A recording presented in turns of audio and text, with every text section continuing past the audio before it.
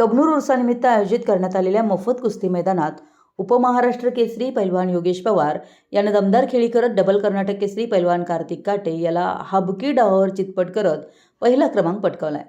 या कुस्तीनं मैदानात उपस्थित प्रेक्षकांची जोरदार दाद मिळवली। मुलींच्या 1 नंबरच्या कुस्तीत कबनूरच्या पैलवान जान्हवी पांडव हिनं कवटीसारच्या पैलवान वेदिका चौगुले हिला एकेरी कस डावावर चितपट करत दणदणीत विजय मिळवलाय। तर कबनूरच्याच पैलवान जागृती पाटील हिनं इंगळीच्या पैलवान ऋतुजा सपकाळ हिला लांग डावावर मात देत आपली ताकद दाखवून दिली।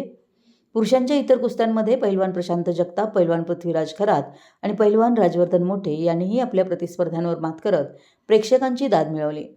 मैदानात लहान मोठ्या मिळून सुमारे 60 कुस्त्या रंगल्या आणि संपूर्ण मैदानात कुस्तीप्रेमींचा उत्साह ओसंडून वाहत होता। या कुस्ती मैदानाचं उद्घाटन पंचगंगा साखर कारखान्याचे चेअरमन PM पाटील व माजी जिल्हा परिषद सदस्य जयकुमार कोले यांच्या हस्ते झालं। यावेळी हिंदकेसरी पैलवान दीनानाथ सिंह, पैलवान विष्णू जोशीलकर, पैलवान भरत कळंत्रे, पैलवान बंडा उगळे यांची विशेष उपस्थिती होती। तसेच भाजपचे माजी आमदार सुरेश हळवणकर व हिंदराव शेळके यांनीही कुस्ती मैदानाला भेट देत खेळाडूंचं कौतुक केलं।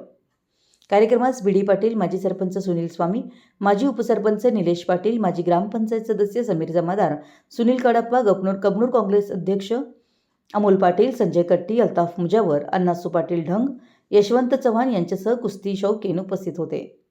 कार्यक्रमाचं निवेदन अप्पासाहेब वाघमारे व सुकुमार माळी यांनी केलं। तर कुस्ती पंच म्हणून पैलवान अप्पा निंबाळकर, सरदार मुलानी, पप्पालाल अपराध, बाळू पाटील व दादा पाटील यांनी जबाबदारी पार पाडली।